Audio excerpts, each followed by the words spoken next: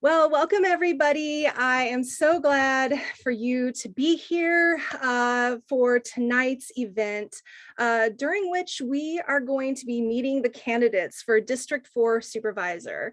That would be Gordon Marr and Joel Ingardio. Of course, we know Leanna Louie will not be attending and not be on the ballot. So I just want to say that this event has been really pulled together and sponsored by some of your neighborhood associations, namely Save Our Neighborhoods SF, D Forward, the Mid-Sunset Neighborhood Association, and the La Playa Park Council. For those of you who don't know me, I'm Rachel Grant. I'm a member of the La Playa Park Council, and I'm very happy to be here to facilitate tonight's conversation. And I emphasize conversation, not debate. I am not Rachel Maddow. I'm not here, to push that, but we're just going to see what shows up, have some good conversation, and explore what our candidates have to say and the visions that they have for our neighborhood. Just a little bit of housekeeping. During this first part of the evening, I will be asking the candidates to respond to questions that were submitted ahead of time, but they have not actually had the opportunity to preview. So give them grace as they absorb the questions and formulate their responses. The chat feature is going to be disabled throughout our meeting, and your mics and your videos will also remain off.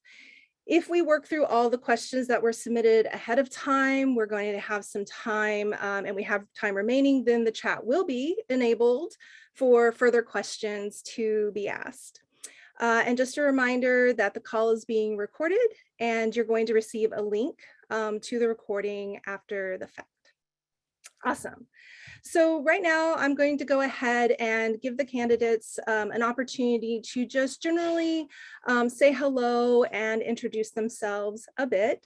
So this is a 2-minute introduction. And so Supervisor Marr, please go right ahead. Thank you so much, Rachel. And thanks to MSNA, La Playa Park Council, D Forward, and Sun SF for co-hosting this the very first District 4 candidate debate. I work closely with all 4 organizations and with so many other folks that are joining this town hall over the past 4 years in my first term for supervisor. And I just did want to say that it's really been the privilege of my lifetime representing District 4, as your supervisor. I'm running for a second term to keep moving District 4 forward. I've fought for working people over big corporations. I fought for our neighborhood over downtown interests, and I have fought for our fair share in funding and services, and I want to keep fighting for you. And I was very honored to be selected by District 4 voters 4 years ago to step into this role, and I'm even more proud of what we've accomplished together over the past 4 years. I know, and this is really working on the key issues of importance for the Sunset District. I've worked closely with so many community groups and also with Terravale Station to keep our neighborhoods safe. And that includes creating the Sunset District 5-point community safety plan. So these are 5 new community and public safety programs that we've created and deployed over the last year right here in the Sunset District to ensure that we continue to be a safe place for seniors and families and everyone. I've also been very, very clear that supporting our schools is a top priority in District 4 in the Sunset District. In fact, this is why I and my family moved to the neighborhood 16 years ago, and why so many others continue to move here is because it's such a family-friendly neighborhood. So I've made a top priority on supporting our schools. I've secured millions in new funding for key SFUSD programs, particularly college and career readiness programs for high school students. And also I funded science, technology, and math programs at all District 4 schools. And finally, I've really, really worked hard and hand in hand with so many neighborhood groups to really preserve and enhance the unique quality of life that attracts all of us to the Sunset District. And really, we've had so many accomplishments. I've been working closely with neighborhood leaders and groups on expanding getting the city to expand the emergency firefighting water system to protect all neighborhoods, including the entirety of District 4. I work with Sunset Mercantile to create and launch the Outer Sunset Farmers Market and Mercantile, which has been an amazing community event on 37th Avenue every Sunday. I work with Chinese community leaders and groups to create and launch the Sunset Chinese Cultural District, which will really lift up the unique cultural heritage of Chinese in the Sunset on the west side and ensure that we continue to be an important part of the identity of our neighborhood looking ahead. So, Thank you, Supervisor Mar, that's your time. Appreciate it. Awesome. Thank you for giving us a little insight into all of the work that you've done over the years. And Mr. Engardio, it is your turn. I'll give you 3 minutes. We took a little extra. Let's do it. Okay. Well, thank you. Hi, everyone. My name is Joel Engardio. So I believe that San Francisco's best days are ahead. Now, I know that sounds optimistic. And where does that optimism come from? Well, it comes from a large majority of voters. They did 2 things this year that were really important to fix our city. We recalled an incompetent school board, and we recalled an ineffective district attorney. So I helped lead the school board recall, and I supported the recall of Chesa Boudin. Those were 2 big wins, but it's not enough to truly fix San Francisco. It's going to take 3 steps, and the 3rd step is really important. We need new city supervisors. We need supervisors who will listen to what residents really need. So our supervisors, they must focus on getting the basics right. And that's safer streets, better schools, more middle-income housing, and vibrant small businesses. What we have now is just not working. So we need a change in direction, and that's what I'm offering.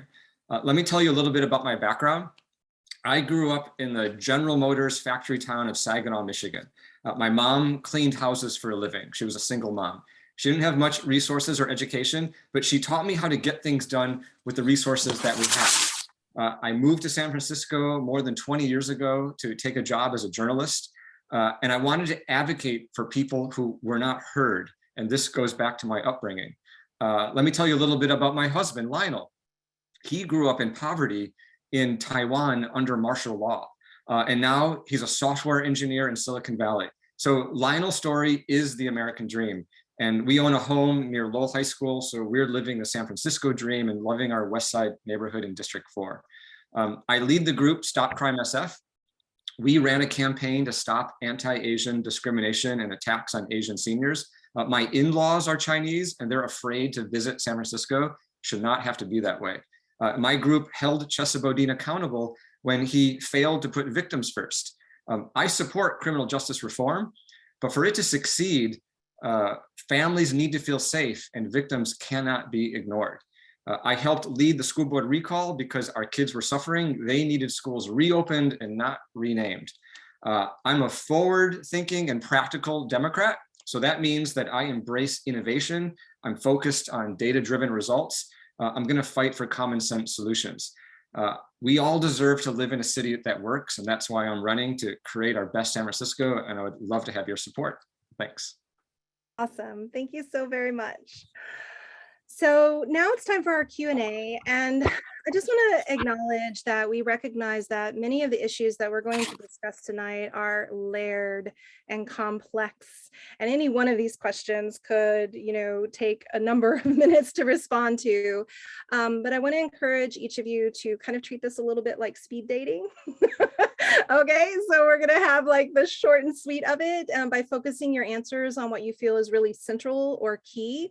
And really respecting the time limit of 3 minutes. I'll give you a warning at 1 minute. I'll just simply say 1 minute remaining. And when you have about 15 seconds remaining, I'll say, final thought, final sentence. And we really, again, are encouraging you to tell us about yourself. Not necessarily here to debate or counterpoint. Awesome. Okay, so we're going to start off. Supervisor Mar, you'll be first, or from now on, I'll address you as Gordon and Joel as Joel.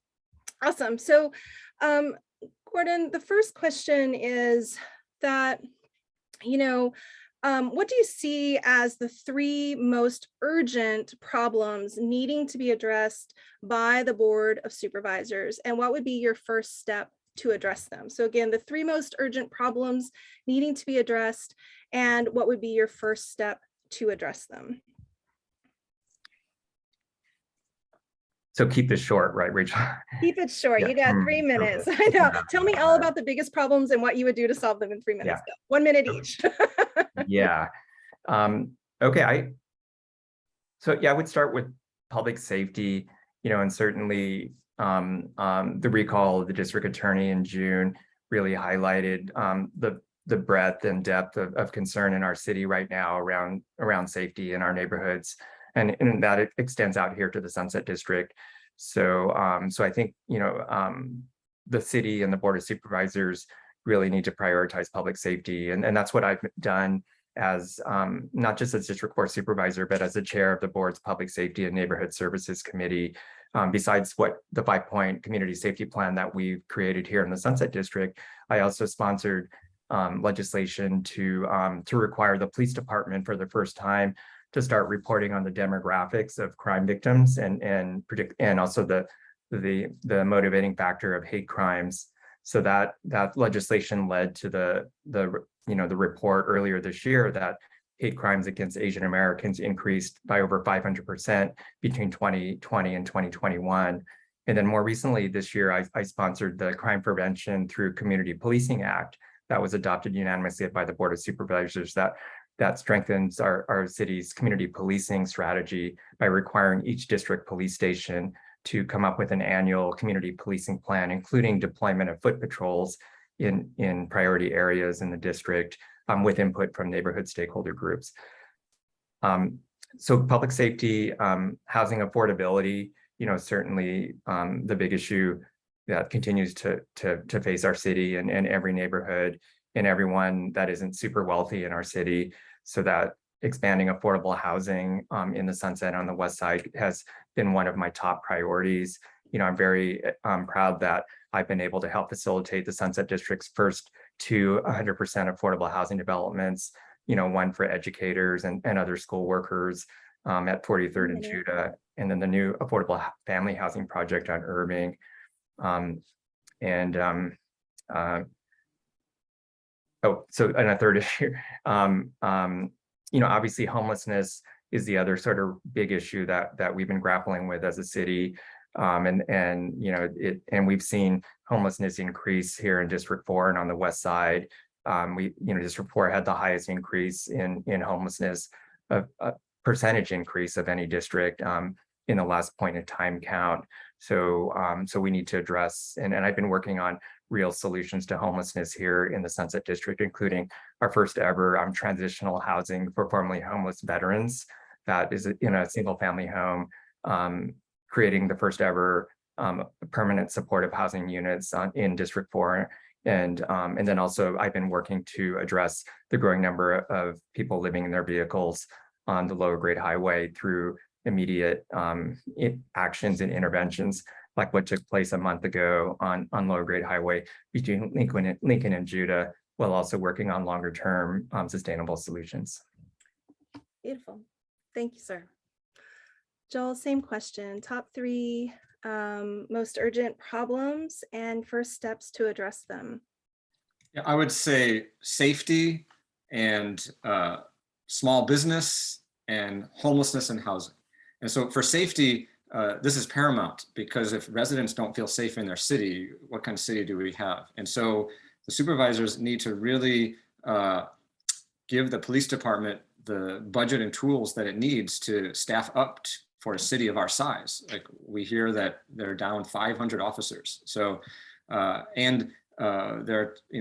police department has a reasonable request to be able to obtain video footage when a crime is in process, to be able to access that. And there's been some legislation a few years ago that's made that difficult. So I think we need to really, as supervisors, allow the police department to do their job, hold them accountable for doing the job at the highest standard. But right now it feels like their kind of arms behind their back, so to speak, where they're short staff and they don't have all the tools they need. So that's step 1. And then for small businesses, the SF Standard wrote an article this week that I suggest everyone read, and it talked more about downtown, but it was a real cautionary tale. It was a reckoning, really, that the hollowing out of our downtown post-pandemic is going to affect revenue for the city. in the tens or even hundreds of millions of dollars. And so this could really affect our bottom line, and we need to pay attention to that. We need to really reimagine what is a downtown, how can we reinvigorate the downtown, and this reverberates out into our merchant corridors, out into the neighborhoods. You know, we always see like the closed up shops and the business owners are struggling. City Hall needs to get out of the way and really roll out the red carpet for innovators and artisans and entrepreneurs. We want to welcome people to San Francisco who have good ideas and let those ideas germinate. Don't squelch them like we have in the past. Give them as much runway as possible, because we don't know what is the next great idea that's going to save our local economy. But we want to make sure that we're creating the environment, we're incubating the ideas that can become the next great thing. So I wouldn't want to squelch that. And you know, a good, interesting factoid is that in 2019, so before the pandemic and during boom times, 500 restaurants closed in San Francisco in 2019. They were closing because City Hall was squeezing them to death. And that's before the pandemic, right? So it's just more and more important that we treat small business with much more open arms and allow them to do what they need to do. And then the last thing, housing and homelessness, they go together, right? Homelessness is a housing issue. There are many different categories of final thought of houseless people. So we just need to make sure that we're building housing at all price points, from tiny homes to multifamily housing. Thank you so very much. We'll be addressing more on this topic of homelessness as we go along, so each one of you will have more opportunities to expand upon your thoughts and ideas about that. Joel, this question is coming to you first. Here in District 4, there is St. Paul's Church, and then there's also the Roadway Inn. These are two local buildings that sit, and ideas have been promoted to turn St. Paul's Church into a village community center, and the Roadway Inn at Lincoln and Great Highway into senior housing with an adjoining medical clinic. We'd like to hear if that is something that you would be willing to commit to. If you were to become supervisor, would you support those initiatives? Yeah, I absolutely. I mean, I support like repurposing of anything that's going to be of value and benefit to the community. If the community wants it, if the community thinks it's going to benefit people who live here and people who, so absolutely. I think those all sound like good ideas, and I would want to sit down with the stakeholders and talk about, what people want and how it will work the best. So, I mean, absolutely. Awesome. Easy one, right? Yeah. It's a yes or no or. Awesome. Supervisor or Gordon, how would you respond to that? Yeah, absolutely. Not only would I support it, I've actually already been working on these two great ideas to try to facilitate the conversion of St. Paul's Church on Judah and 43rd Avenue, which has been vacant for a couple of years now, to a community center. And I've been in conversations with the Presbyterian Church and also community nonprofits to help facilitate discussions about that transition. And I'm very hopeful that it's going to happen in the coming year. And I've also been working on the idea and plan to transition the Roadway Inn motel, on La Playa and Irving and Lincoln to affordable senior housing. So this is something that the owner of the Roadway Inn had reached out to me several years ago with expressing interest in selling to the city for affordable housing. So I've been in discussions with the Mayor's Office of Housing and also Mayor Breed about the potential acquisition of the Roadway Inn and conversion into the Sunset District's first 100% affordable housing for seniors. Thank you so much. Appreciate that. Okay, Gordon, this one's yours first. So there are two ballot measures on the upcoming November ballot in San Francisco that aim to increase the production of affordable housing. One measure is from the mayor and the other is from the Board of Supervisors. Both measures would streamline the approval process and circumvent the city's discretionary review process. Do you support either of these two measures, and why? Yeah, well, first of all, I did want to say that it's unfortunate that we have dueling affordable housing sort of streamlining measures on the November ballot. I think that that's an example of, I think, the kind of political dysfunction and polarization that we've seen in around so many issues. And it's confusing to the voters now who'll have to kind of discern the policy differences between these two. But having said that, and as I said earlier, expanding affordable housing for everyone that's been priced out of the market in the Sunset District and in our city has been one of my top priorities. And I'm proud of the historic investments in affordable housing that I've been able to help facilitate in my first term. So I support efforts to, any efforts to help make it easier, cheaper, and quicker to build affordable housing in our cities. And both of these ballot measures, that is their goal. Their goal is to make it easier and quicker to build affordable housing. So I do support both of them from that perspective, but I also understand the concerns around removal of discretionary review. I don't support removal of discretionary review for market rate housing development, because I think that market rate housing, we've already been overbuilding that in our city, and there needs to be much more community input and control over that. Appreciate that. Thank you. Joel, what did you have to say about that?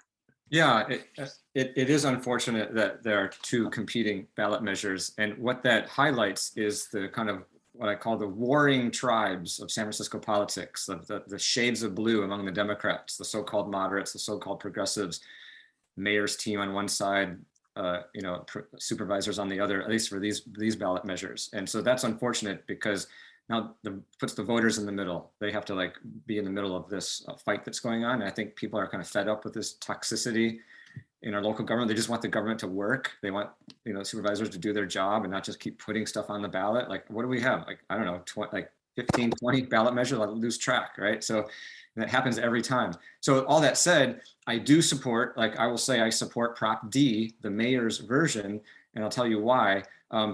It's going to create more middle income housing. And I think that's what we need, right? We have enough luxury housing and we do a lot to focus on low income housing, but where's that missing middle, right? For the middle income family. So I think that the Prop D is going to focus more on that. So that's important. The other interesting thing about Prop D is it's going to enlarge the pool of workers that will be able to get good paying construction jobs, whereas Prop E restricts who can work on these jobs. So to me, it's a win-win. You get more middle income families and more people get to have good paying jobs. So that makes sense to me.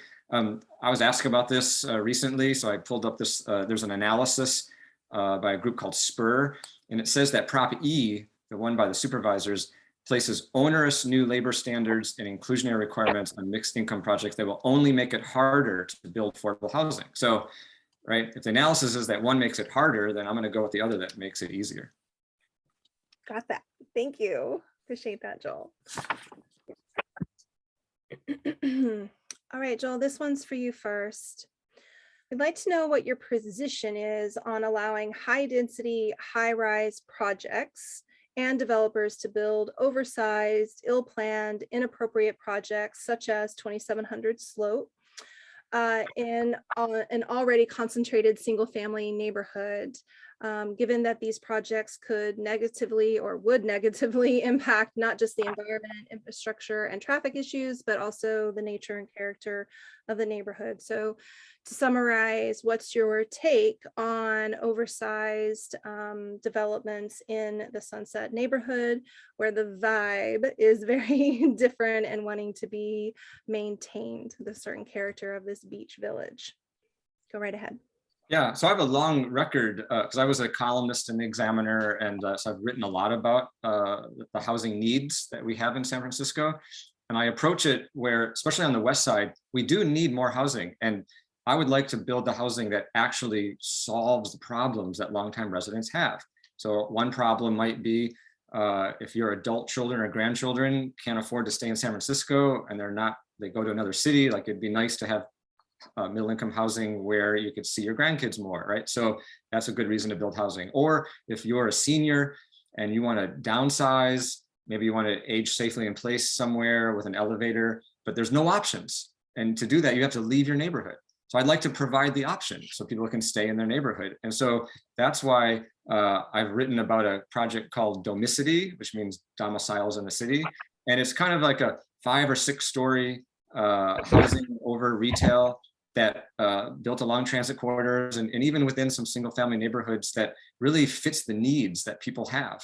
And the ground floor can be used as a community center. It could be a shop or a grocery, or it could be off-street parking, whatever it is that fits the people living there, right? So I'm looking for that kind of housing that really fits the needs that people have in San Francisco. We do have to build more housing. There's no way around it. The status quo is just not going to work. The state is mandating that we build more. So I think it's good for us to go ahead and build the housing that works for us and helps keep our families in San Francisco. Thank you. Gordon.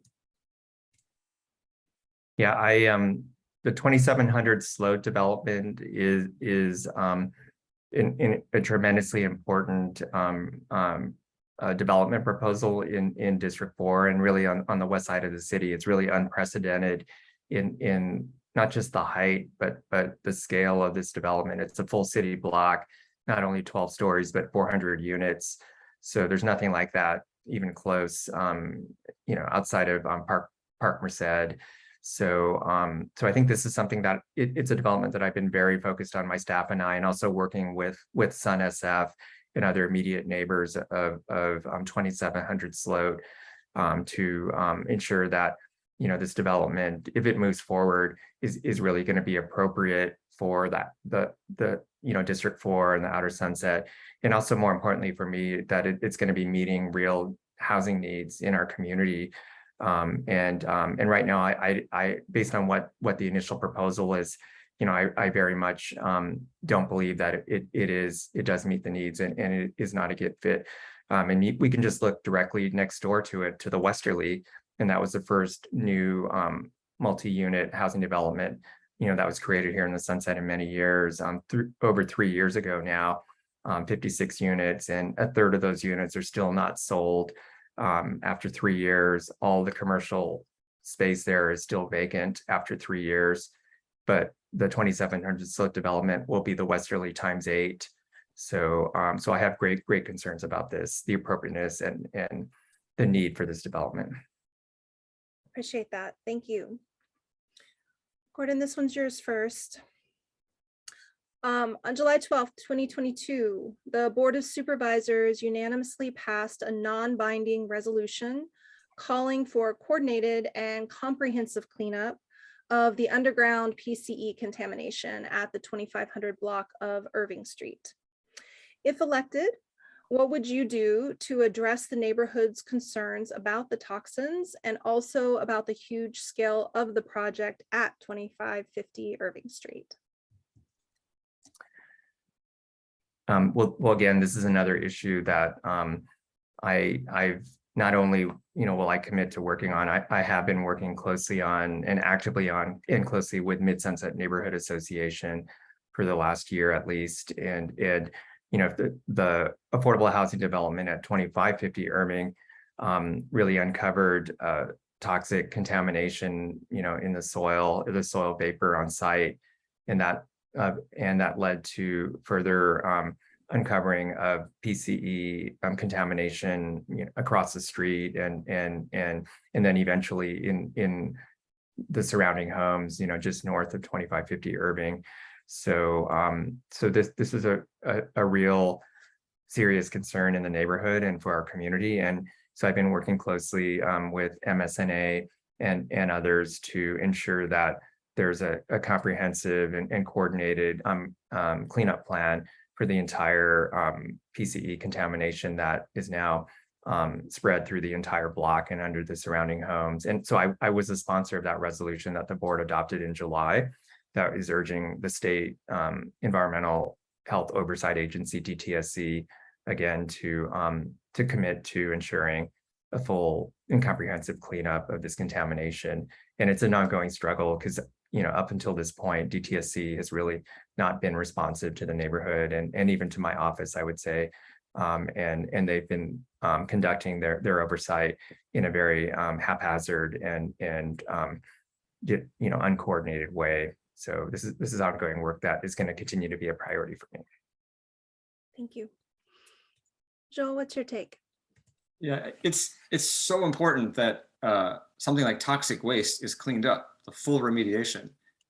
We need to hold developers accountable for paying what's necessary to do the full remediation, and not cut corners. And I think this is something that's going to happen in the future too. Anytime you're building on a site that used to be a gas station or a dry cleaner or a mortuary, or which was the case in this instance, we should know that that's a red flag, that's probably going to be a problem.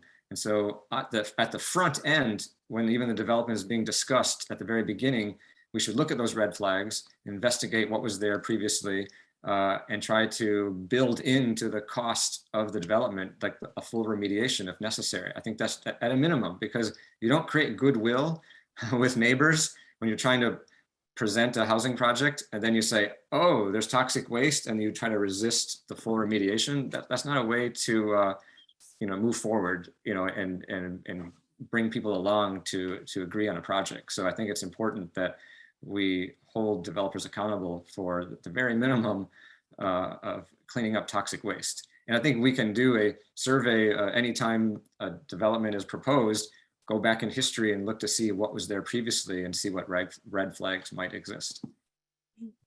Thank you. Next question for Joel first. Public safety is a major concern of residents in D4 in particular, San Francisco in general, and of course our country as a whole.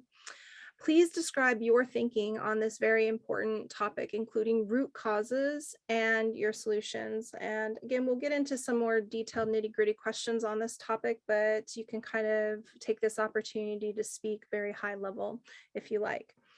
Awesome. Joel, go right ahead. Yeah, so I run a group called Stop Crime SF, and we began maybe 6 years ago or so when the car break-ins became like a big epidemic, when we had 30,000 car break-ins a year. And so we created something called a court watch program, and we had volunteers go into court and follow cases. And our goal was just to hold everyone accountable for keeping everyone safe, because what we found in community meetings, the police would blame the DA and the DA would blame the police, and no one ever talked about the judges, which is an important component in the whole thing. And so Stop Crime SF, as a high level, our mission is to advocate for victims and hold everyone in the criminal justice system accountable for doing their job with the highest standard. And so I think, to answer your question at a high level, I would just take the Stop Crime SF mission and implement that as a supervisor, because we really need to make sure that residents and voters understand like who the district attorney is, because you vote for that person. Who are the judges? Judges end up on the ballot. People don't realize, right? And it's very important to know who, so I think as a supervisor, you can use your platform, use your ability to communicate and educate folks on these really vital issues so people are informed voters. So that's like that's the high level, but I think it's very important that people are informed. Thank you. Go right ahead, Gordon. Okay. I would start by saying that there has been, with regard to the public safety concerns, there's been a lot of focus on prosecution, and both that's what drove the recall of the district attorney, and I think even from Joel's description of his work with Stop Crime SF, it was focused on ensuring strong prosecution. I think that's needed, to hold people accountable, who have committed crimes, especially serious crimes. But I believe that that's a very simplistic and limited solution to these complex problems that around public safety that we've been experiencing here in the city and really statewide and throughout the country. And one reason for that is the fact that the police have such a low clearance rate for crime. So only less than 9% of the crime incidents actually result in an arrest, and therefore a referral for prosecution to the district attorney's office. And that means 91% of the crime incidents, the prosecution is not even an option. So I've been focused my efforts on around public safety issues on crime prevention and really preventing crime before it happens as really a more comprehensive and strategic approach to these concerns. As I mentioned, I work closely with Sunset District groups over the last few years and advocated for funding in the budget to create 5 new public safety programs right here in the Sunset District that we've rolled out that are really community-based solutions to public safety, and really bringing the community together here in the Sunset to ensure that we remain a safe neighborhood and community, particularly for families and seniors. And I'm going to continue to one of our new programs is a Sunset Safety Network, right, where I was able to get funding and create a full-time community organizer here in the Sunset to really work with the neighborhood in collaboration with Terraville Station and Police Department on community safety issues. Got that. Thank you. So we're going to start to kind of dig into a little more of the nitty gritty and start to think about these big buckets of homelessness, housing, community development. But we're actually going to start with a hot topic, which is, have you in the past, or would you currently support defunding the police? And I think it would be helpful in your response to define what defunding the police means to you. So Gordon, you're up first. Yeah, well, these issues around the police department funding have been contentious issues particularly during the budget process, and especially over the last few years. I think in 2020, in 2021, that we were really dealing with the Black Lives Matter movement and the calls, not just from the Black community, but I think pretty broadly for looking at really addressing racial bias and police misconduct in law enforcement, but more importantly looking at redirecting funds from law enforcement to other preventative programs and really efforts to address the root causes of crime. So I think during those budget periods particularly in 2021, the city did with the mayor and the board of supervisors, and I think with broad support, did redirect some funding from the police department and the sheriff's department particularly to investments in the Black community, but also other important investments to address the root causes of crime. Including funding, some of the programs that I referred to here in District 4 that we've created. But then, over the last few years, and really the last year and a half, I'd say there's been kind of a shift, right, in the context for these issues, and it's really been the growing concern around crime and public safety, and particularly property crime impacting our residences and our small businesses out here in the Sunset District.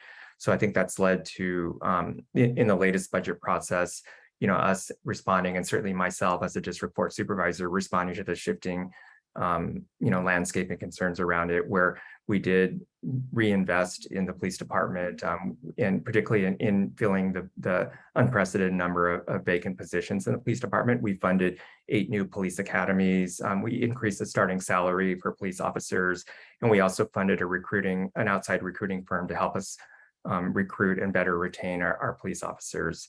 And that, for me, is important because that'll help support the community policing, the foot patrols, and the community engagement work that has been a priority for me for the police department. Mm-hmm. Thank you for your response. Joel, what's your take on it?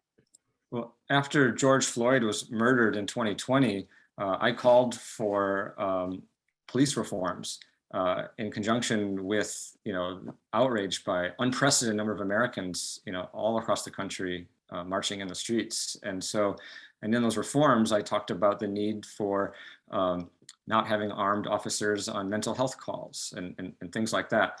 But I never called for a defunding of the police. I framed it as time to reimagine and reinvest. And these are things like Governor Newsom had talked about, and even Joe Biden had talked about.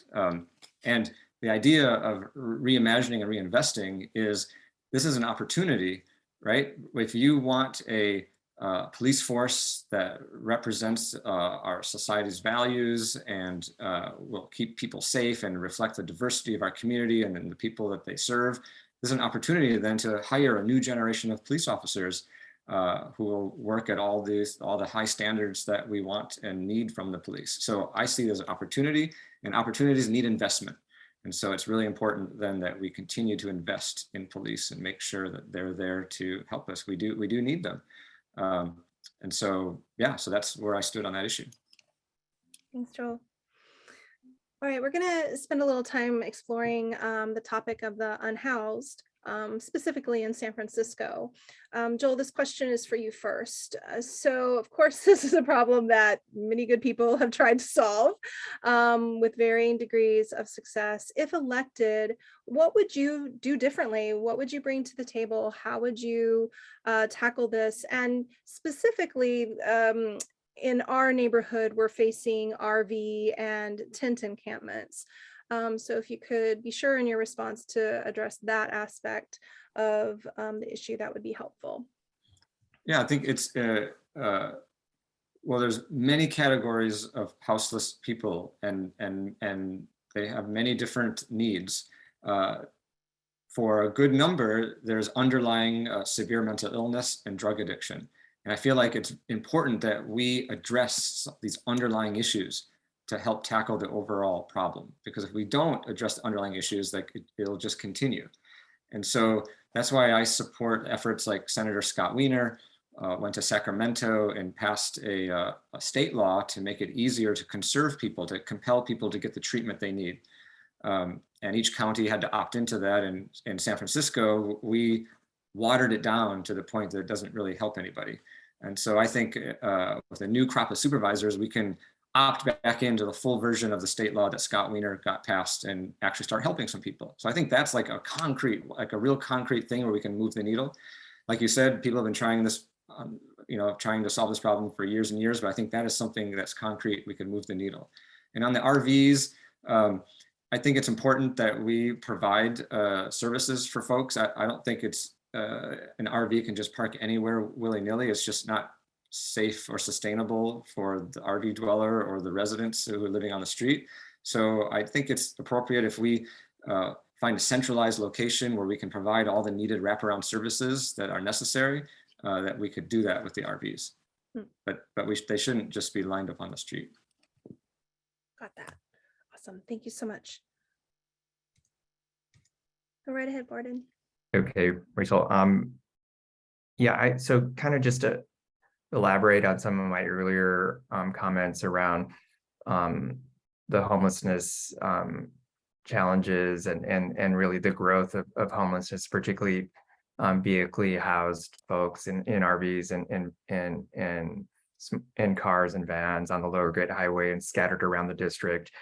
These are issues that I've been working with the neighborhood and the community on over the last 2 years, and I'm proud to have sponsored the mobile outreach program for homeless folks in District 4, and that's been engaging Project Homeless Connect on a monthly basis to do outreach to the homeless community and really start building relationships with the unhoused in District 4. And then again, I've supported the first ever transitional housing for in this case for formerly homeless veterans, at a facility in the Sunset District. But the situation with the RVs on the low grade highway has gotten worse during the pandemic, and particularly on the northernmost blocks between Lincoln and Judah. So I've been working with the Playa Park Council and others to address what had become pretty serious public safety and public health concerns around those RV dwellers.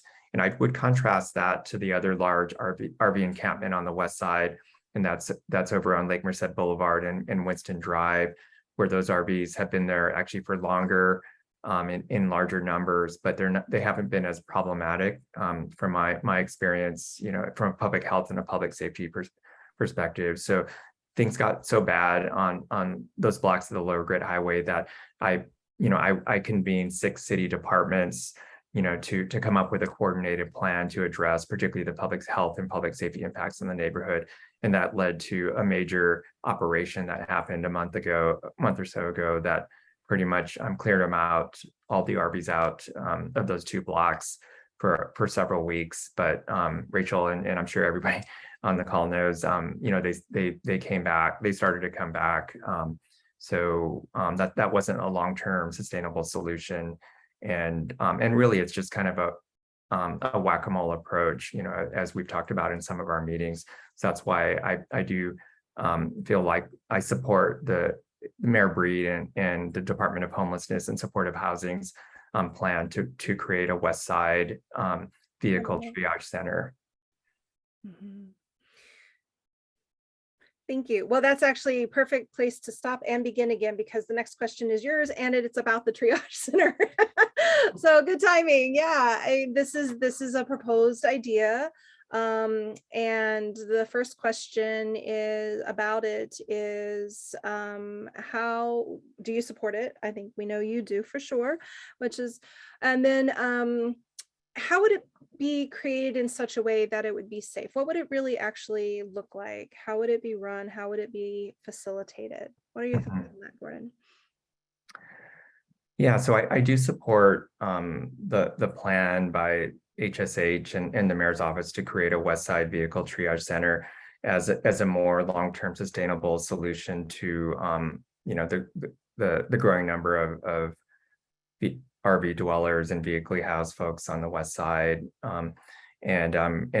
We do have we can learn from the successful first 2 vehicle triage centers that have been implemented, by HSH and the mayor's office. The first one was a short-term pilot program near the Balboa Park BART station that was very successful in moving some very problematic RVs and vehicles off the streets of District 11, into a safe, contained site where then they could also, folks there could be connected to the services that they need.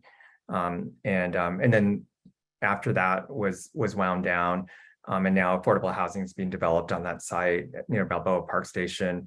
The city opened up the larger vehicle triage center at Candlestick Point, and I believe that was about 6 months ago, and that's also been very successful at moving very problematic RVs. I think even worse than what we were seeing on the lower grade highway on those 2 blocks off the streets, and into a safe, contained area where the residents can be connected to services, and so I think we can see from those 2 experiences that there's a benefit not just to the RV dwellers in being able to have a safe place to park and get connected to services and sanitation and other things, but there's a significant benefit to the neighborhood in moving the RVs off the street, away from their houses, their homes, and other places to a safe space. And also we've seen in the point in time count, those 2 districts, District 11 and District 10, that opened up the vehicle triage center, had the biggest decrease in homeless population of any district, whereas District 4 had the largest percentage increase. We're still much lower in numbers than any other district except D11. Thank you. Joel, what's your stand on the vehicle triage center? I support the vehicle triage centers because I think it's important to, we can't have vehicles on the street. We need to provide a space and provide services for folks. My one concern is I want to make sure that what we're creating is efficient. Like if we create 10 or 20 vehicle triage centers all over the place, we have to replicate all those services 10 or 20 times, and that can be very expensive.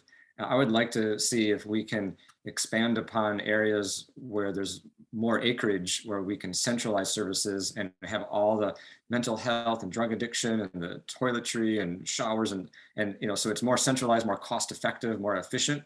Like make a deal with the Cow Palace parking lot. That's a vast acreage area.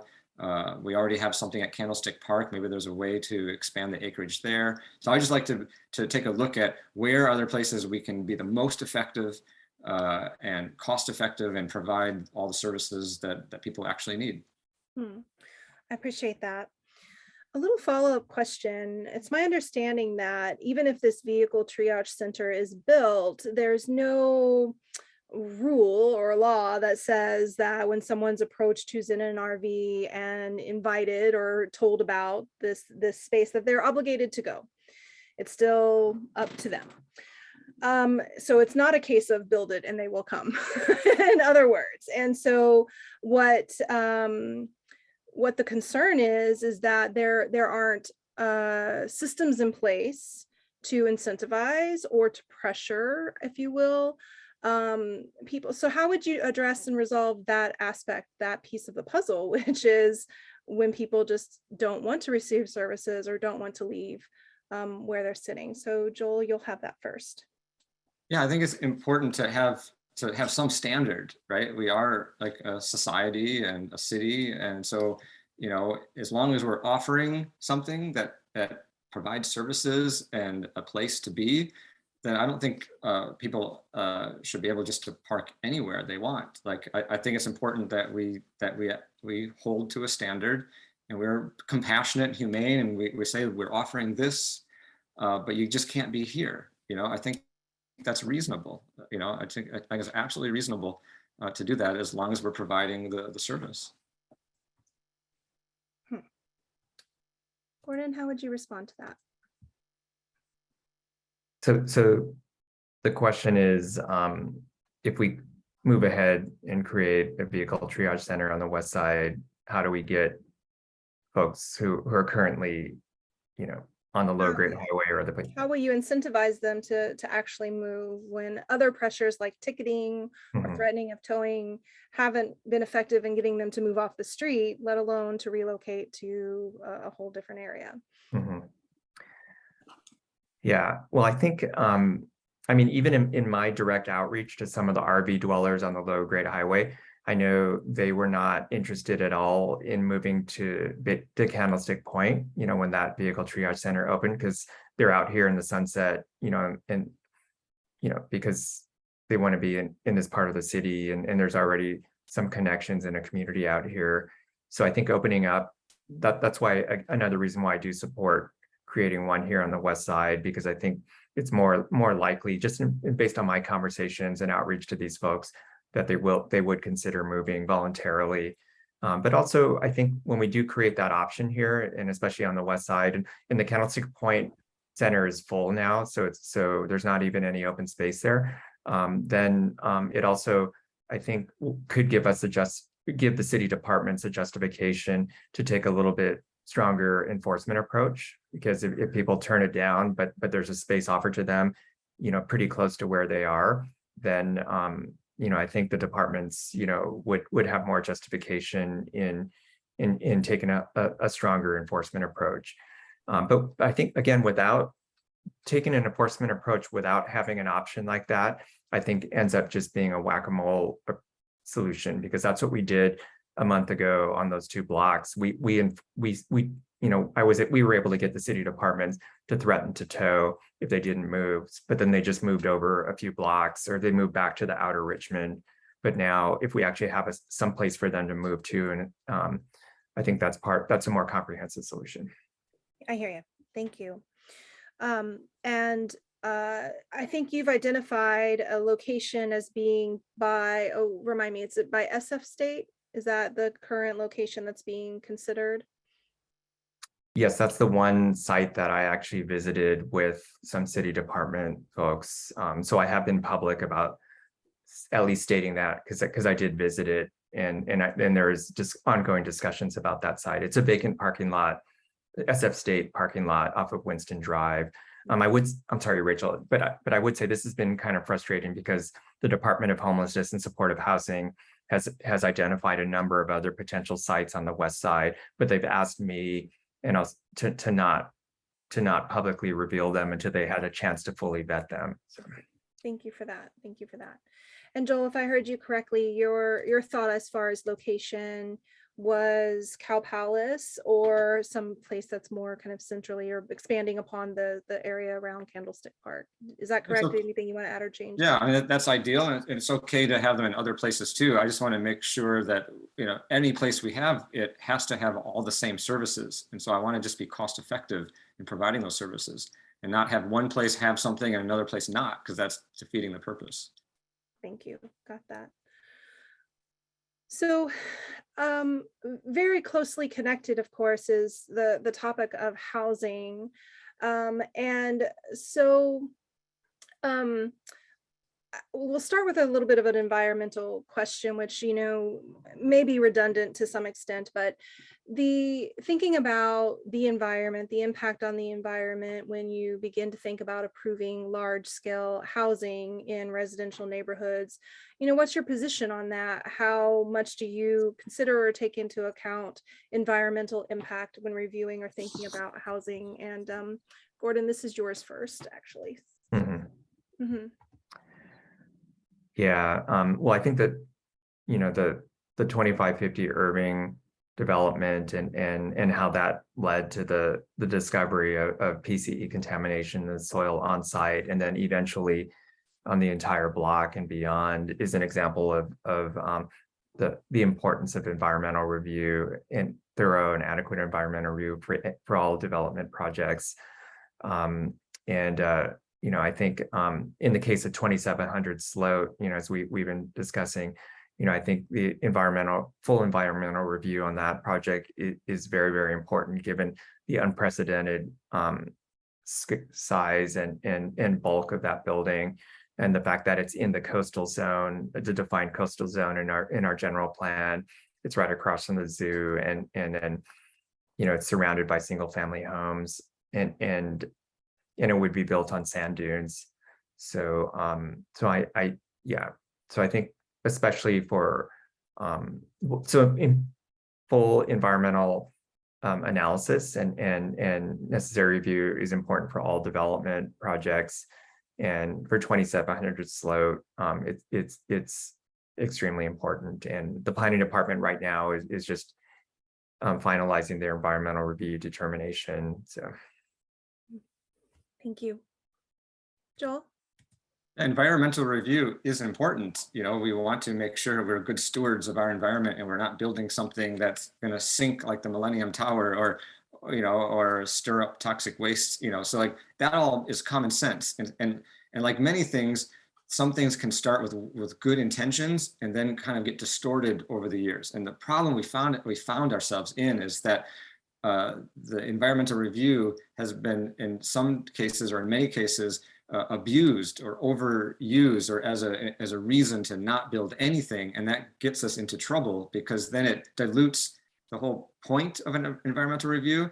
And then when we don't build anything, and the state and the governor is now saying, we're going to force you to build things because you haven't been compliant, you know, then we're kind of stuck, right? So I would like to unpack that, and let's just build some housing so we can actually meet the needs of our residents, and use the environmental review as it was originally intended. Thank you. Amazing. How y'all doing? Feeling good? Y'all are doing great. You're doing great. Amazing. So we're going to take a little breather. Boy, we've covered some things. So take a breath. Nobody, participants, people listening, you don't need to leave the meeting. Just hang out.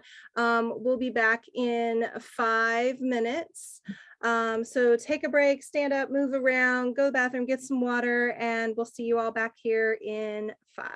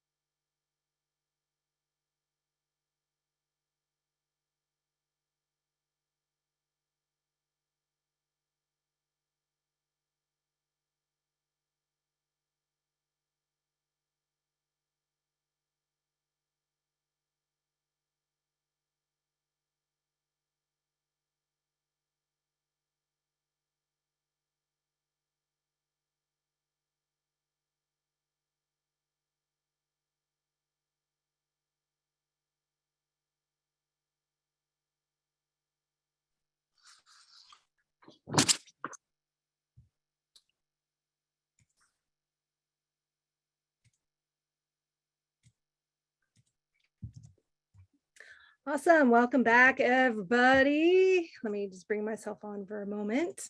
Hello, welcome back, everyone. I hope you had a good little break, stretched your legs, stretched your mind. So we're going to continue trucking right along here with some of the remaining questions that were submitted ahead of time and see how far we get. So let's just make sure everybody's unmuted and good to go. All right, Joel, you're up first. So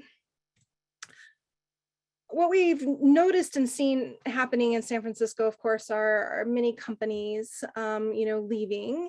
And so there's quite a lot of vacant office space that some constituents believe could be converted and retrofitted rather than trying to build new housing. Use these spaces and make them available for affordable housing units that could be for rent or for sale in locations such as downtown, rather than, again, creating new developments, particularly those that, overstress single family neighborhoods. So do you think that's a good idea? Do you like that idea? Could it work? Why, would it work? Why couldn't it work? What's your take on that? Go for it. I love that idea, right? But here's the bigger issue. We have to reinvent what is a downtown, right? Before the pandemic, our downtown was running on like a 1990s model, basically, right? 9 to 5 commuters. That world doesn't exist anymore. Certainly in a place like San Francisco that's so tech heavy, it's just gone. So we're facing something akin to like Lower Manhattan faced after 9/11. Like they had to completely reinvent Lower Manhattan, because prior to 9/11, it would be a ghost town. It's just people commuted in for these finance jobs and left, and it was a ghost town down there. Now they built a lot of housing. There's parks. People live there. There's a community. There's a reason to be there all day and all weekend, and so it's very thriving. I think we need to apply that concept to San Francisco. And so that goes to your question. Absolutely, we should be putting housing downtown. We should be creating, downtown should be a place where we create the community that already is built in and is living there, right? But also create experiences for reasons why people would want to go downtown other than to commute 9 to 5 for a job, right? So that's a lot of entertainment and dining and all kinds of creative things, parks, right? So we want to create that atmosphere. And so I want to be as creative and as open as possible to good ideas, to reimagine our downtown, and that definitely includes housing. That's a wonderful idea. I know there's some considerations. Sometimes it's cheaper to convert an older building versus a newer skyscraper like Salesforce Tower. But where there's a will, there's a way. So I think we should put our heads to it and figure out how to make it work. Thank you. Gordon, do you like this idea? Yes, I also very much love the idea of looking at how we can convert vacant commercial space downtown to housing. And I think that could be a significant new strategy for us to be able to meet the very large housing production goals that were imposed on us by the state through the RENA process. So this is something that I've already been following up with the planning department and others to discuss, and some of my colleagues as well. But I also think that, the commercial landlords downtown that have been living off of the extremely high rents that, and really the highest in the country and among the highest in the world that they've been getting from the growth of the tech sector, are going to have to revise their expectations on rent. And I think this is an opportunity for other types of businesses that were priced out and forced out of San Francisco, just like working class and middle class residents were over the last decade, to return to San Francisco, and we could have a more diverse downtown economy than just overly reliant on one imposing sector, the tech sector. And I would love to see nonprofits also be able to come back to be able to afford the rents and be able to come back to San Francisco, because I know many of them were pushed out to Oakland. Thank you. Appreciate that. So we may have spoken to this earlier, but one of the constituents specifically wanted to hear your take on the SB 50, the More Homes Act, and the SB 9 California Home Act, which in their perspective, would destroy the Sunset's district's beauty by allowing fourplexes to replace single family homes and again, build large overheight or overscale developments.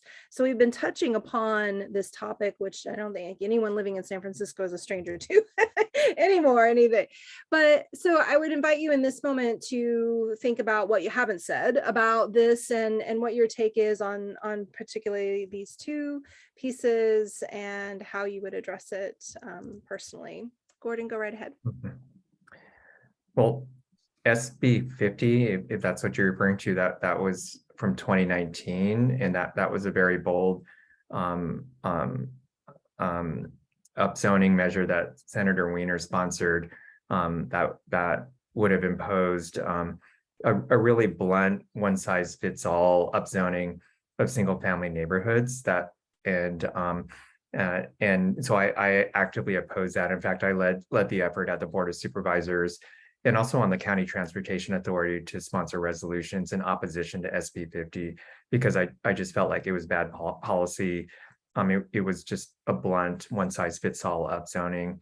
SB 9, which was more recent, and it was passed last year, that was a much more scaled down upzoning in single-family neighborhoods that essentially in RH1 lots, which is the vast majority of lots in District 4 and also in San Francisco, it would really just allow a duplex plus an ADU,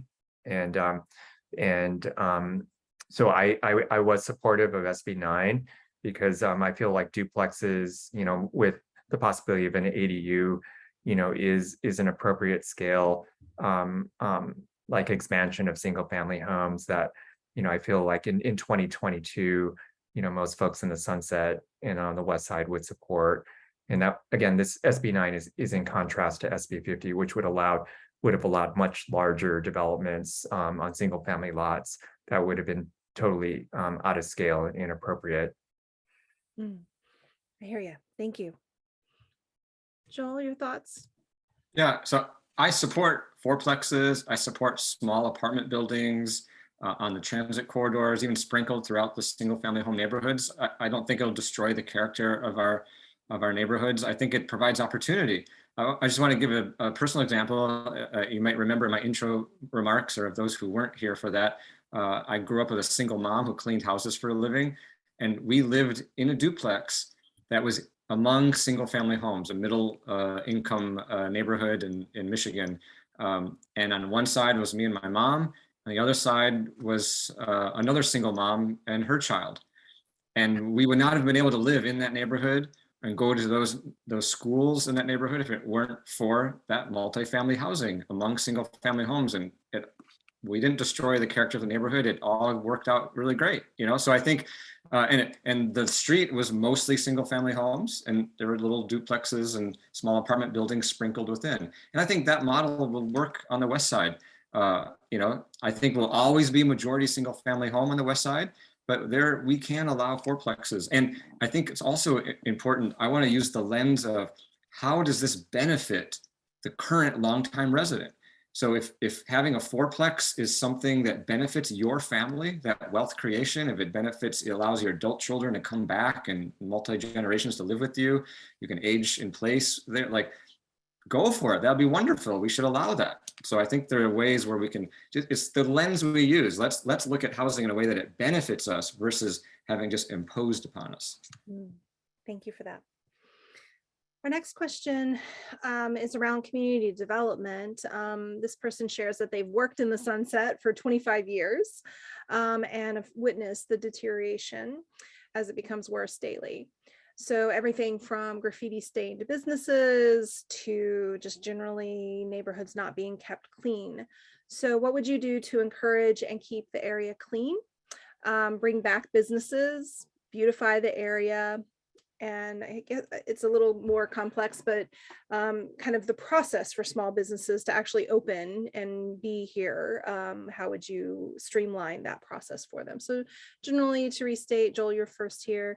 How would you address, beautification, cleanliness, bringing back business? Yeah, in my intro remarks, I think I talked about the supervisors need to get back to basics, or the basic functioning of a city, right?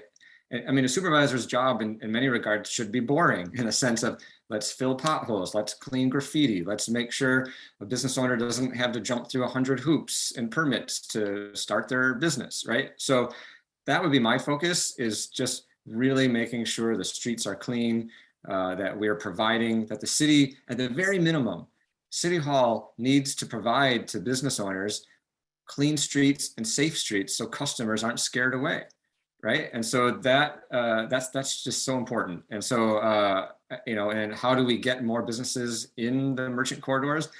We have to roll back and dial back all of the regulations and fees and things that we have that strangle small businesses. You read these stories in the Chronicle about the ice cream shop that spent $200,000 to try to open and could never open. Like it just should never be that way. And that just happens time and again. And our merchants their profit margins are so thin and they're struggling so much, and they just need the supervisors and City Hall to have their back and to make things easy for them. Thank you. Gordon? Well, I did want to start by saying that I'm proud to have the endorsement and strong support of the leaders of our District 4 merchant associations, and that's particularly Albert Chow, over on Terraville, and the people of Parkside Sunset, and Bill Barnacle over on Irving, the president of the Outer Sunset Merchant and Professional Association. And I think I've really earned their support by really being there for them and their associations in our Sunset District small businesses, who are the lifeblood of our neighborhood, especially during the pandemic, when they face so many great challenges and just surviving economically and financially. And I'm really proud of the many accomplishments that we really were able to achieve working together in supporting our small businesses here in the Sunset, but also citywide, weather the very difficult storms of the past 2 years.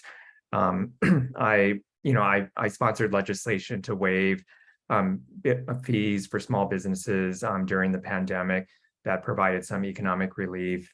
I also co-sponsored the legislation to create a small business commercial rent relief program that builds off of our residential rent relief program. And then regarding graffiti, I also co-sponsored the legislation that the board just passed that creates a new program that allows businesses to opt in to have the city take responsibility for graffiti abatement. Because up till now and up till when this new program will launch, it's really been the responsibility of the landlord to abate graffiti. But more importantly, in filling the vacant storefronts that we saw have increased in the Sunset, perhaps not quite as widespread as some of the other districts, fortunately. And maybe because of some of the work that we did together with the merchants associations. I sponsored legislation, the first year free legislation that waives a new business's first year of business fees paid to the city to provide a financial incentive to open. And I also co-sponsored the legislation with Mayor Breed and others back in 2020, Proposition H, that significantly streamlined the permitting process and provides a permit resolution for new businesses within 30 days, or at least that's the goal. Wonderful. Thank you so much. Gordon, this one's yours to start. What are your thoughts about the California Environmental Quality Act as it relates to land use, housing, and public open space? CEQA is an extremely important law and policy in our state to ensure that new development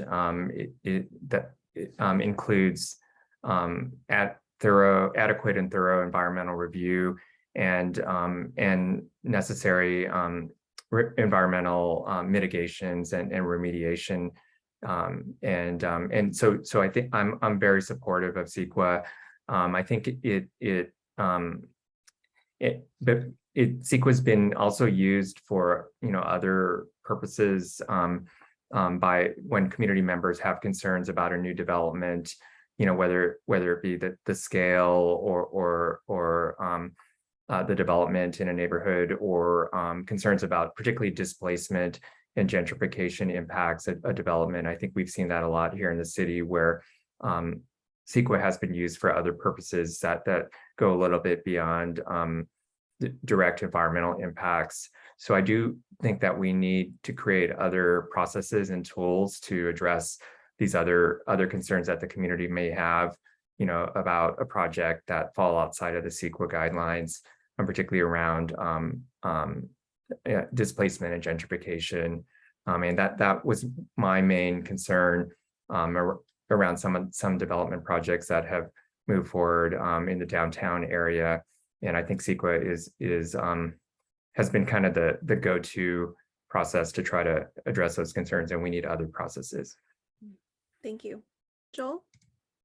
CEQA is important and it's well-intended, but it has been abused.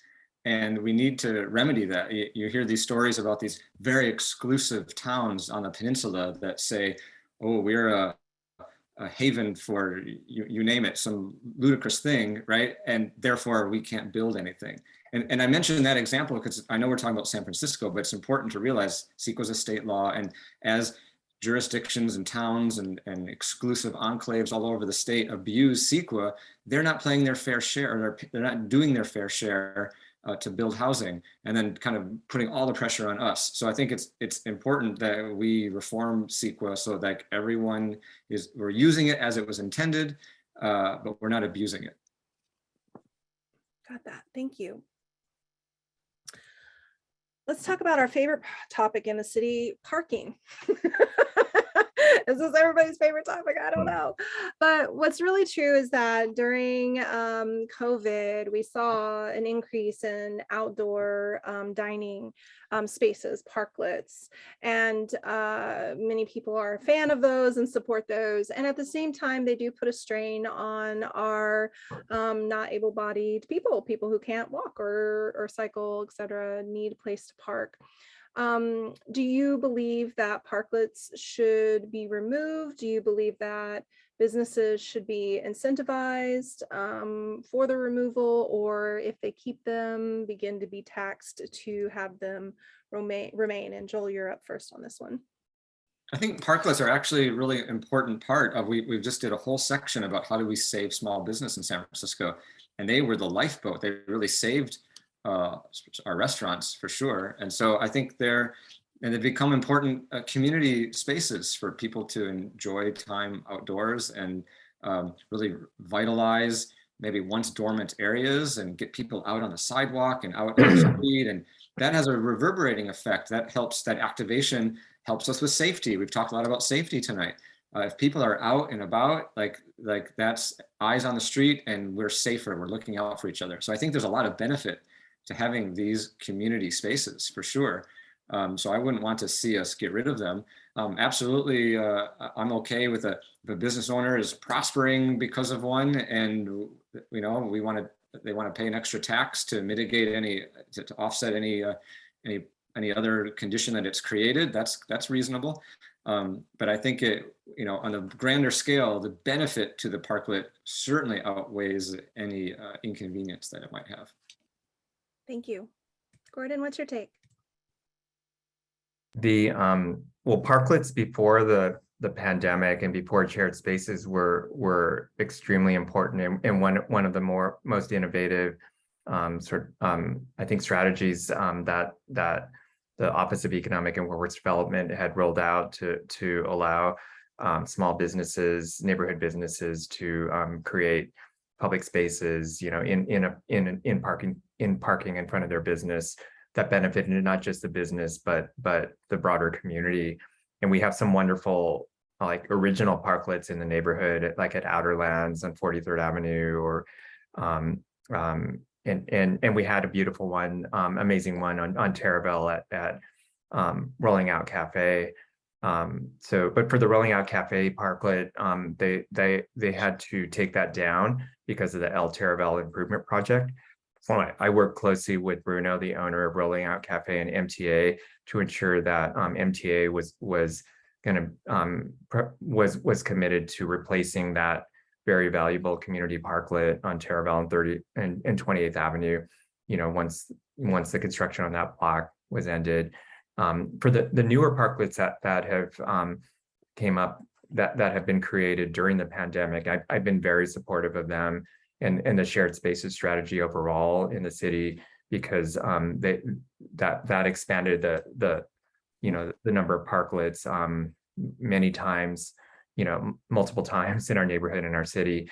And it really allowed a lot of the small neighborhood businesses to survive the pandemic. And we have many great shared spaces parklets that were created, including Underdogs 2, you know, in Terraville and 46, and Hole in the Wall Pizza on Irving and 19th. And I'm very supportive of those businesses that want to keep those and improve those shared spaces parklets to continue to do so, while also making sure that that they're in compliance with important access laws and also other street uses, particularly public transit and bus stops. Thank you so much. So, Gordon, the next question is for you to start. So when thinking about the tension between the need for parking and the need for stations for bike rental, how do you find a balance for that, particularly when oftentimes these bike stations impact senior citizens, disabled persons, families with small children, people needing to just do their shopping, create a lot of friction there. So how would you address that and solve that problem? Yeah, so I think this is another example of occasionally or maybe often contention around uses of our street space and considering new uses for them. And I think in this case, creating docking stations for the bike share program. And actually District 4 is one of the last areas of the city that hasn't had docking stations put in on the streets by MTA and Bay Wheels. And a lot of that is because I've been insisting that MTA and Bay Wheels go through a real meaningful community process on where they're considering to put the stations and making sure that the community it's supported by the community.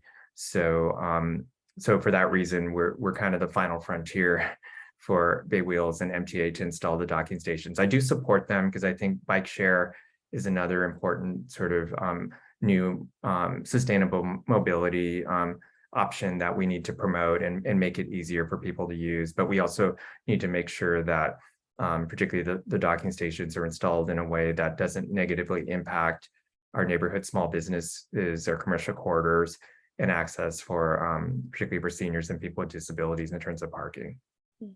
Thank you. Joel? Yeah, I really feel for and I understand why like not every senior can ride a bike, and certainly disabled people, right? So we need to make sure that they're accommodated.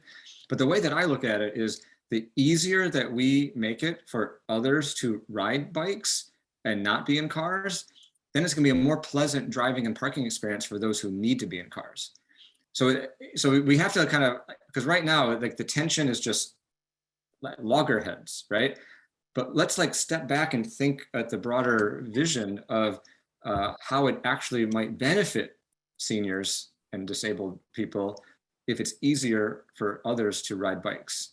So, and there's a lot of creative bikes out there, electric bikes and bikes that have, you know, kind of, you can put your kids in and groceries, you know, so people who can do that and can safely go to the grocery store and do that, I think people will. If they can, and those who can't do that, then there'll be less cars on the road. So that's the way I look at it. I think there are ways where we can make it work for everyone.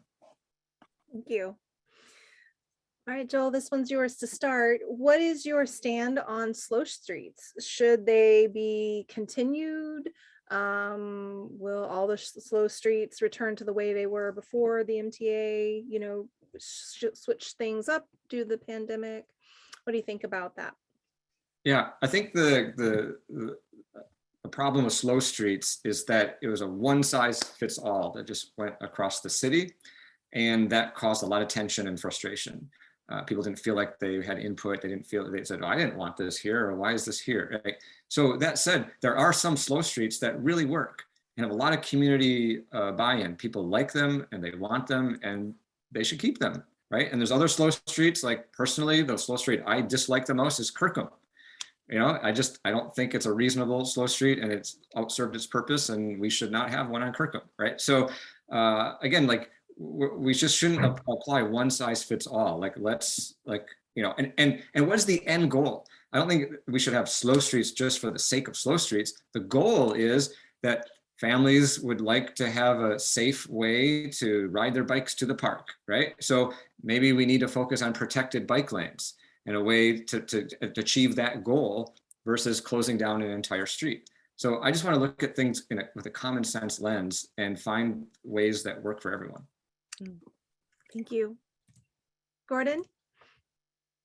I think the goal of slow streets was important and positive, and that's to create streets where it's safe and for people to walk and bike, but the way slow streets was implemented was not good, and it was very top down. There was no input sought from the public or even from myself as a district supervisor on which streets would be selected and how they would be made safe for walkers and bicyclists. And I think that's resulted in a very poor outcome here, especially here in District 4, where the four slow streets that have been created, which is the largest number of blocks of any district in the city, have not been effective. They're very underutilized for the most part, I think, and then they've caused a significant amount of frustration among drivers. And then there's no enforcement of the slow streets and the driving restrictions. So therefore, bicyclists, and I ride my bike pretty regularly, as does my family, you know, are not comfortable using them or don't feel safe using the slow streets. So it just hasn't worked very well. So I've actually been working on a much better, you know, I feel, and I think the community feels, approach to these important goals, and that's the Sunset Neighborways Network, where I initiated it, and I've gotten MTA to work with the neighborhood to identify which streets here in the Sunset should be prioritized for walking and biking, and then also getting it, and then now we're in the design phase on how these streets should be designed, you know, to support safe walking and biking with neighborhood input. Cool, thank you. All right, Gordon, this one's yours. Another favorite topic out here. What is your explicit position and vision for the Great Highway? Here we go. Yeah, well, I mean, the Great Highway has become, you know, one of the most contentious issues, not just here in the district, but in the city. And I think that is because I think it really touches on, you know, a lot of very important issues that we're grappling with as a city, and that people feel very strongly about, you know, I think on both sides of the issue. And so, you know, I was the one that initially proposed to MTA and Rec and Park keeping the Great Highway closed early in the pandemic to allow for safe recreation while we were sheltering in place. And I think it was very successful, you know, towards that goal. And it became even much more than that. It became this unique new space for community building activities that have happened, and even civic action. We've had a few really inspiring marches on the Great Highway during the pandemic around important issues like Black Lives Matter and stopping AAPI hate. But it's also led to you know, significant traffic impacts, both on the Sunset District and District 4 through cut-through traffic, as well as traffic congestion that's mostly impacting folks in the outer Richmond and San Mateo County that that relied on it for north-south travel. So I've been working also to address the traffic impacts by creating 33 dozen new traffic calming measures in the outer avenues, And then also when people were really going back to work last year more full time, and the kids were going back to school full time, working with Mayor Breed and others to reopen the Great Highway to traffic on weekdays, to allow for north-south commute traffic, while keeping it open on the weekends for safe recreation and community building events when people have more time to use it. So I think that compromise that we worked out last year has been very successful, and it's very supported by the neighborhood. It's my plan and my proposal to keep that in place at least for the next 2 to 3 years until the southern stretch of the Great Highway is closed to traffic. Appreciate that. Thank you. Joel. Yeah, I'm okay with the allowing cars to commute to work during the week, and then allowing families to use it as a park on the weekends. I think it's very popular to be using it on the weekends in that regard. You know, when I've knocked on many doors all throughout, about 9,000 doors now throughout the Sunset, and I've purposely been knocking on doors along the Great Highway just to get a sense of where people are, and it's very mixed and very contentious. But I think like the overall theme that I hear is that when people say open the Great Highway, I mean to cars, a lot of the subtext to that is I don't want a freeway in front of my house on these side streets. And I agree with them.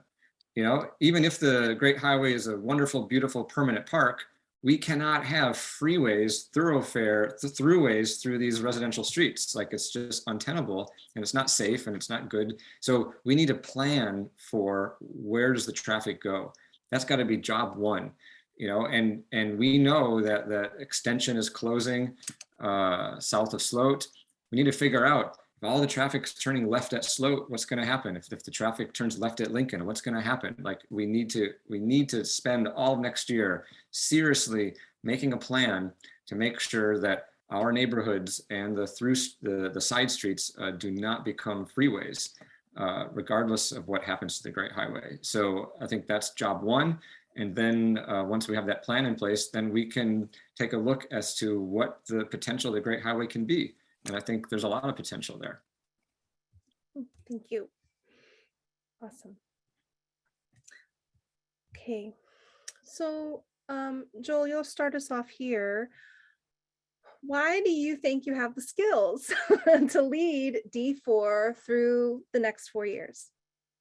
So I'm offering a change in direction. I feel like the status quo in San Francisco just has not been working.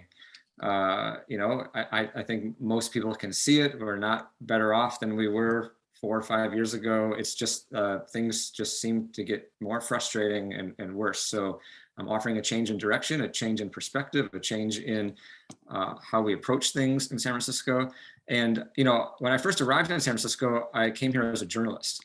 So I spent many years reporting about City Hall, the bureaucracy, covering that and understanding how our budget has doubled and yet nothing is twice as good, right? So covering the bureaucracy and the waste and the fraud and the abuse and all the things that go on at City Hall. And so I'd like to kind of go and help fix things from the inside versus just reporting about it. So I do have that unique skill. And that unique skill also allows me to, like, I've been able to give people a voice, and that's what residents need and want, you know, so I will continue that as a supervisor and hold officials accountable. Like, I can also continue to do that as a supervisor. One of the most important things or powers that a supervisor has is the power of inquiry, to call department heads into a hearing and to say, what's going on? Investigate the billions of dollars we spend on nonprofits, and we don't audit, we don't know where, we don't see any metric of success as to what is happening with that money. Like, that's what I'm interested in. That's a skill that I bring to make sure that we're spending money smartly, and the programs that we do have are actually working. And so and what we have now is not. Appreciate that. Gordon, same question. Yeah, well, I would say, you know, well, I'm glad Joel's been able to start getting to know the neighborhood through his door knocking, given how new to the Sunset District you are. And I think, you know, well, my opponent was running for the third time for supervisor in a different district. unsuccessfully. I was working with District 4 communities and community organizations and leaders on the issues that really impact our neighborhood, and our neighborhood really cares about, whether that's really public safety and all the 5-point community safety program that we've created, supporting our schools, supporting and enhancing the quality of life in the neighborhood. And just, as an example of that, I've worked with Friends of Sunset Boulevard and Department of Public Works and other city departments on a plan to begin turning around years of deferred maintenance on Sunset Boulevard and start restoring Sunset Boulevard to the pride of the neighborhood that we all want and deserve, and really to create a long-term vision for the greening and activation of Sunset Boulevard through the Sunset Boulevard master plan. And this also includes securing millions of dollars in funding to connect Sunset Boulevard irrigation system to the recycled water line that runs right along Sunset Boulevard, but was never connected. But that's a key step in allowing us to restore Sunset Boulevard in an environmentally sustainable way. Can I have just a few seconds to just rebut? Because he called you out a little bit, Joel. And so in your closing remarks, I think it's fair, because we had rules that we weren't gonna call people out. So I would just love to. I feel you. So yes, I would ask you in your closing remarks to address that call out. Okay, can I have a few extra seconds then because I'll give it to you. Okay, thanks. Amazing, awesome. So I think what I'm going to do now, I'm kind of looking through the other questions. I feel like they're kind of starting to repeat. So I want to hear from the people who are here listening live. And so give me just a moment. I just need to make a couple little quick changes here to make sure that all that still works. But let me make sure that, oh, sorry, not Jeff, sorry, Jeff, I didn't mean to click on that. Okay, so everybody listening, I'm gonna go ahead and turn on the chat. And my request of you is that when you're posting, really do one question at a time. Don't do a big long post with like 5 different questions in there. Really question, return, question, return. We are not going to get to all of the questions. We're going to take about 5-10 minutes. So I want to go ahead and right now, before you all start submitting your questions. I'm going to put in the email, both emails here of both Gordon and Joel. And so if you would like to send them your questions directly, you can do so.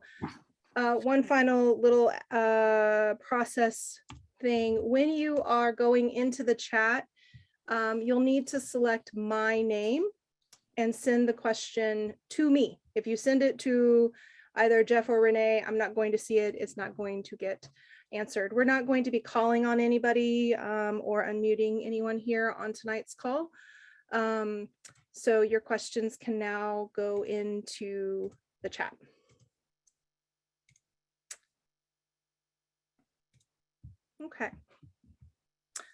Okay, so there's a question about redistricting, and I will pull that up because I was asked earlier. So how do you feel about the citywide redistricting process that took place earlier this year? What sorts of impacts do you think the new district boundaries will have on District 4? And Gordon, you're up first.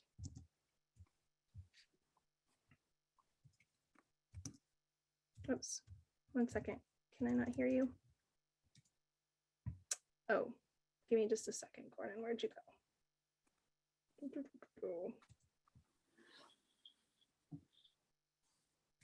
Sorry, I've just got to find you on my list.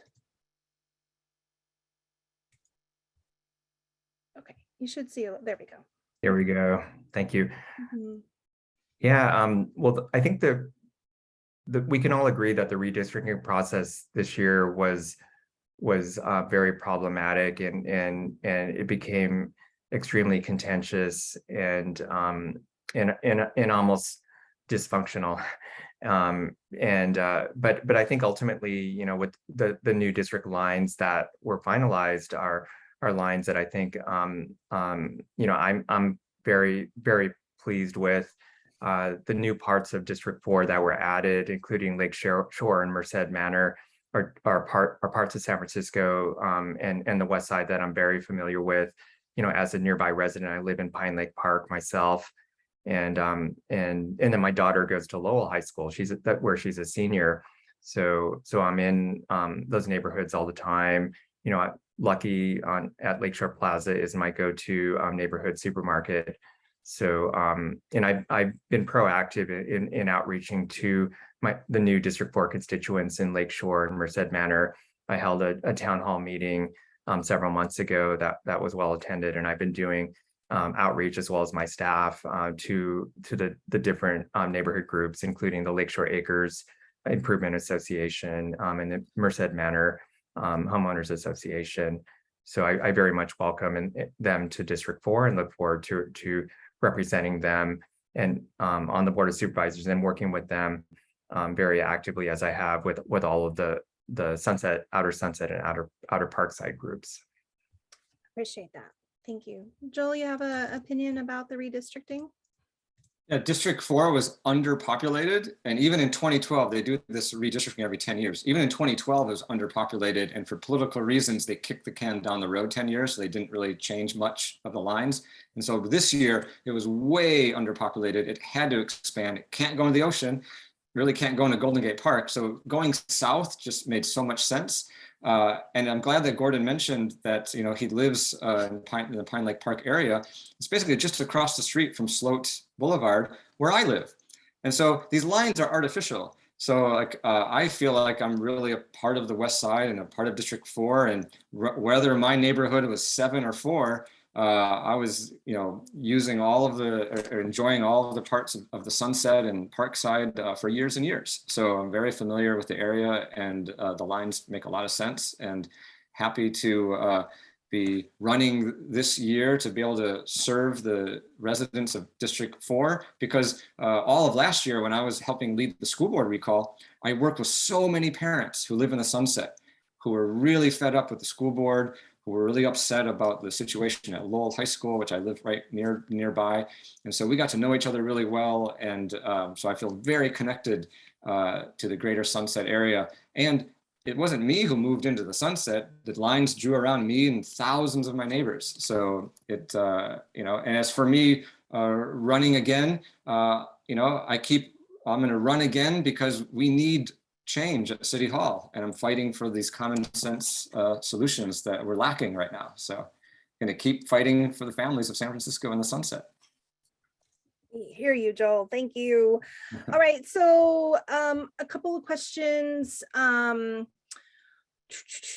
Okay, so Joel, could you clearly say if you support or oppose SB 50? Well, SB 50, that's an older, old, right? That's back from the day. That's so like I said, I support fourplexes. Okay. I support small apartment buildings. I support housing on transit corridors. Prior to SB 50, there was an even earlier version called SB 837 or maybe 27.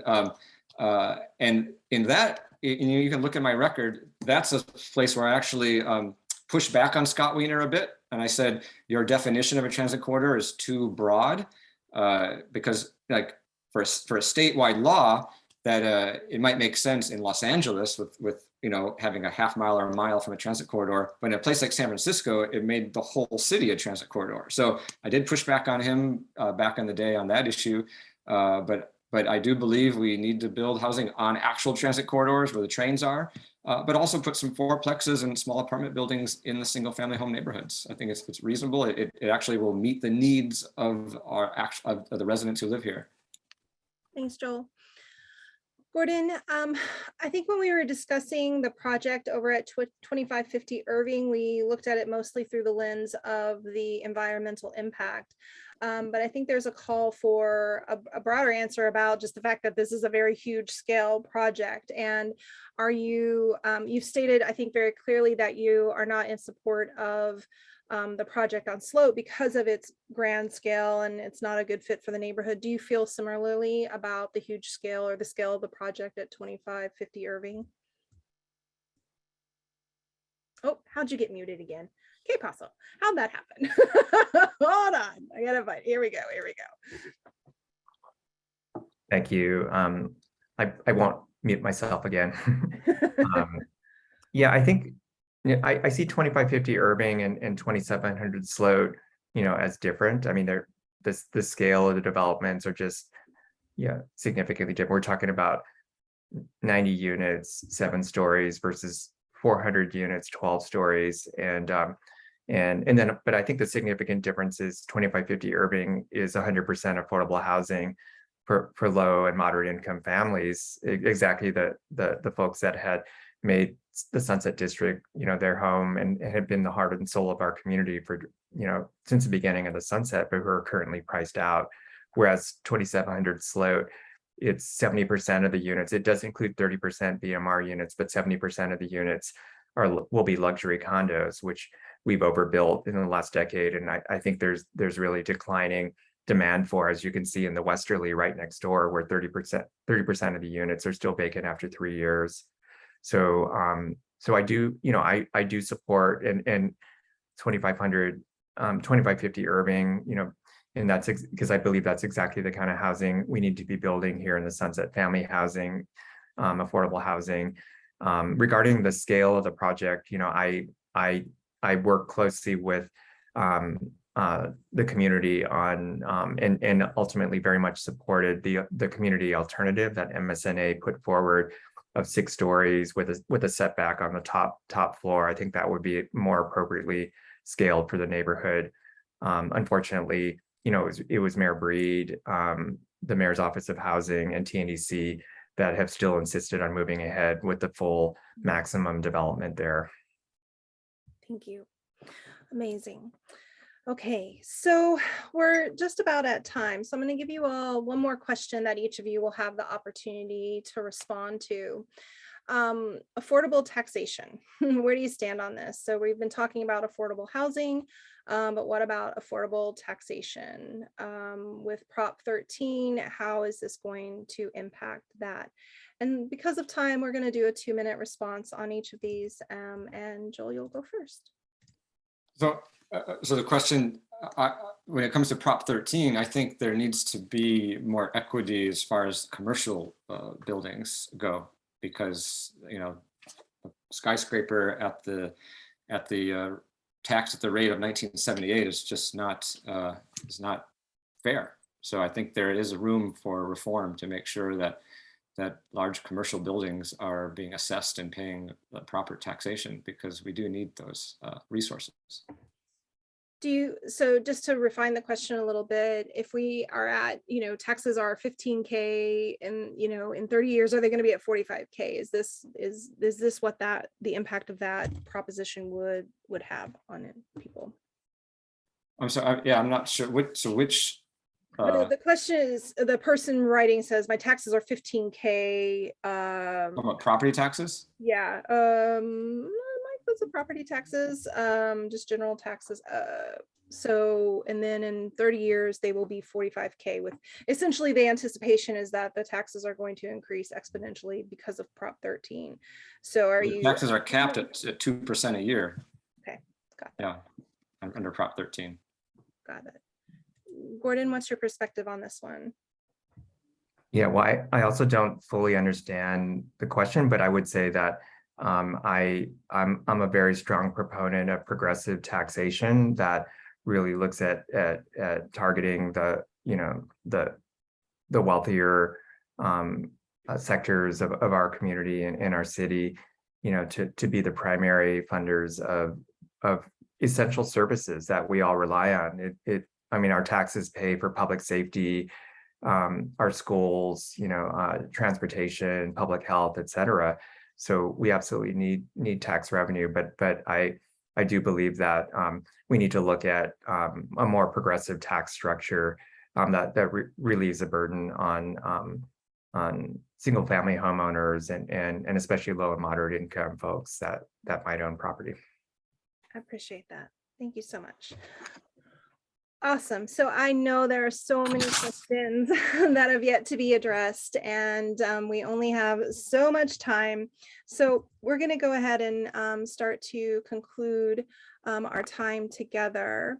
And so I'm going to give an opportunity for closing statements. So let's go ahead and do 2 minutes each, 2 and some change, Joel, 2:30. Okay, we'll make it fair. All right, Joel, final thoughts. Well, thanks everyone. I'm Joel Engardio. I believe San Francisco's best days are ahead.